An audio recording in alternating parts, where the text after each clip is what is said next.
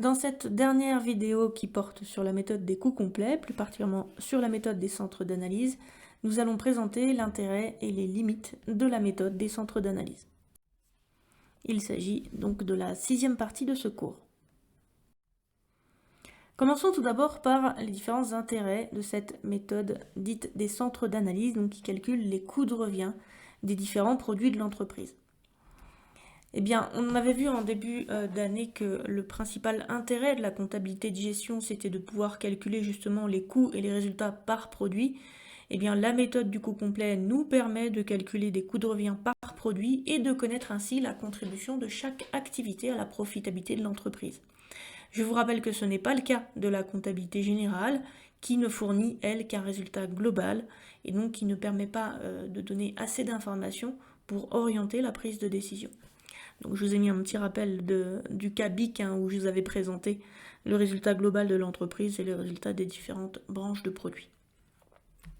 Deuxième intérêt de la méthode, eh bien une fois qu'on connaît les coûts de l'entreprise, on peut définir le prix de vente de l'entreprise. Alors évidemment, on ne se sert pas que des coûts de l'entreprise pour fixer les prix sur le marché. Il faut également se servir d'une étude de marché où on va regarder quel est le prix que le consommateur est prêt à mettre dans le produit, on va analyser la concurrence, on va également recourir à un outil marketing qui s'appelle le prix psychologique, mais en tout cas, le coût est un premier élément qui nous permet de définir un prix de vente. Nous avons d'ailleurs déjà expérimenté le fait de définir un prix de vente, puisque en se basant sur les coûts de l'entreprise et en se fixant un objectif de marge, eh bien, je vous ai déjà demandé à plusieurs reprises quel prix de vente l'entreprise devait fixer pour atteindre le taux de profitabilité qu'elle espérait.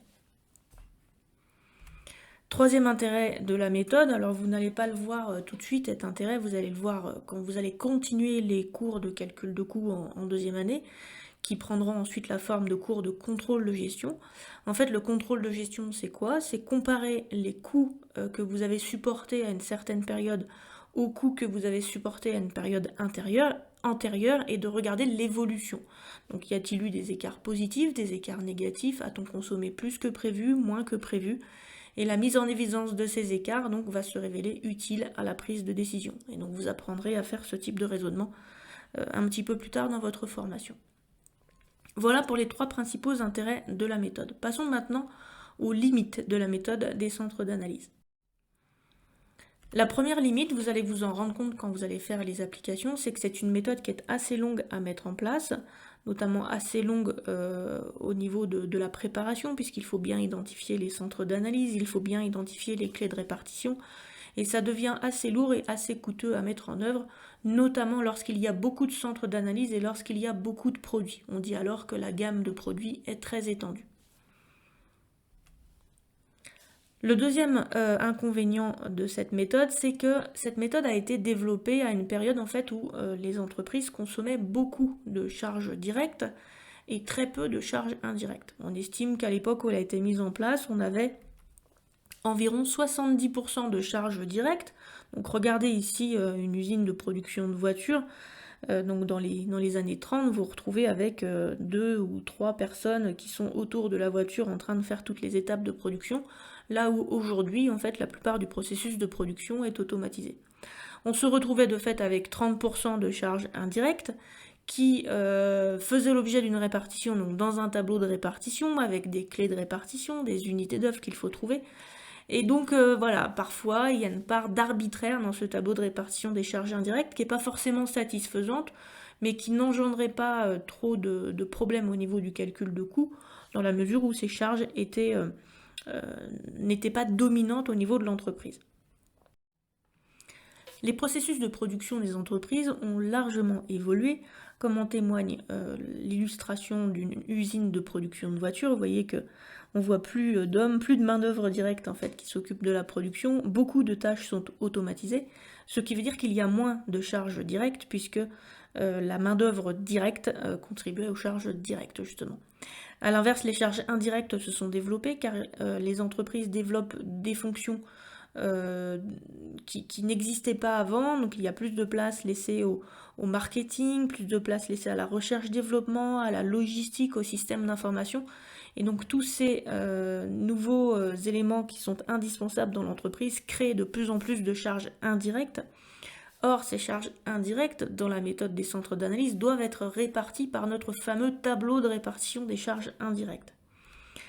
De fait, puisque la part des charges indirectes ne cesse de croître dans les schémas de processus de production actuels, eh bien, il va falloir faire en sorte d'avoir un regard un petit peu plus attentif à cette répartition des charges indirectes qui peut parfois être critiquée puisque le tableau de répartition des charges indirectes que l'on a établi comporte une part plus ou moins importante d'arbitraire. Troisième inconvénient de la méthode des centres d'analyse, c'est que c'est une méthode de calcul de coûts qui se base en fait sur les données passées. On calcule les coûts à partir des charges de production qui ont été supportées pendant la période précédente. Donc c'est une méthode qui va ne permettre que de constater a posteriori que l'on a eu peut-être un résultat positif ou un résultat négatif, mais qui ne permet pas d'anticiper. Or, une entreprise, elle a besoin de se projeter dans l'avenir. Les coûts que l'on calcule avec la méthode des coûts complets sont souvent connus de façon tardive, ne serait-ce que parce qu'il faut du temps pour collecter les informations qui sont nécessaires au calcul de coûts. Et c'est pour cela qu'on a besoin d'autres méthodes de calcul qui vont nous permettre de se projeter dans le temps et donc de faire des prévisions. Cette méthode de calcul, du coup, n'est pas satisfaisante en tant que telle. Enfin, les derniers inconvénients de cette méthode, c'est que les résultats qui sont calculés avec la méthode des centres d'analyse sont souvent approximatifs. Pourquoi approximatifs? Parce que le tableau de répartition des charges indirectes présente certaines limites dans la mesure où le contrôleur de gestion est amené, pour répartir les charges indirectes au sein des centres d'analyse, à faire entrer une part plus ou moins importante d'arbitraire. En effet, il doit déterminer, vous savez, les clés de répartition, c'est-à-dire les pourcentages de charges indirectes consommées par chaque centre d'analyse, et cette détermination de clés de répartition qui se fait à partir de l'observation de l'entreprise peut parfois poser des difficultés. Par ailleurs, pour imputer les charges indirectes au produit, on doit choisir une unité d'œuvre qui mesure l'activité du centre, et parfois l'activité du centre est en relation avec plusieurs unités d'œuvre. Il faut alors en choisir une et une seule. Ce choix est parfois complexe, et même si on se sert de ces coefficients de corrélation entre les charges indirectes et les unités d'œuvre, parfois on hésite encore. De fait, les coûts que l'on va calculer sont parfois approximatifs, et donc on peut avoir l'impression qu'un produit est profitable alors qu'il ne l'est pas, et inversement, on peut avoir l'impression qu'un produit n'est pas profitable alors qu'il l'est. Pourquoi il ne serait pas profitable au niveau de nos calculs? Parce que notre méthode de calcul nous aurait amené à lui affecter trop de charges, à lui imputer trop de charges. Et puisqu'on lui impute trop de charges, ça fait baisser le résultat de ce produit au profit d'un autre produit qui, lui, se sera vu attribuer moins de charges que prévu. Et donc on mettra en évidence en début de deuxième année que le tableau de répartition des charges indirectes et le fait que l'on impute les charges indirectes en fonction d'unités d'œuvre crée ce qu'on appelle des effets de subventionnement de produits par les autres, et donc on affecte trop de charges ou pas assez de charges sur certains produits. Le coût complet risque donc d'induire des choix erronés, puisque si vous pensez qu'un produit est profitable, vous allez peut-être le maintenir, et inversement, si vous pensez qu'un produit n'est pas profitable, vous allez peut-être chercher soit à le supprimer, soit à le modifier. Et donc les décisions que vous allez être amené à prendre vont peut-être être mauvaises. Pour résoudre ces différentes limites que nous avons mises en évidence, on va développer une autre méthode de calcul des coûts sur la prochaine période, qui s'appelle les méthodes de coûts partiels, qui ont l'avantage de pouvoir être utilisées pour réaliser des prévisions. Et par ailleurs, pour remédier à cette méthode dite des centres d'analyse, qui est une méthode des coûts complets, je vous présenterai en deuxième année une méthode qui va répartir les charges indirectes différemment, qui va les imputer aux coûts différemment, qui s'appelle le modèle à base d'activité. Mais ça fait partie du programme de deuxième année. Mais en tout cas, on reviendra sur les limites de la méthode des centres d'analyse en début de deuxième année pour amener les avantages de ce modèle à base d'activité. Le cours sur les coûts complets par la méthode des centres d'analyse est maintenant terminé.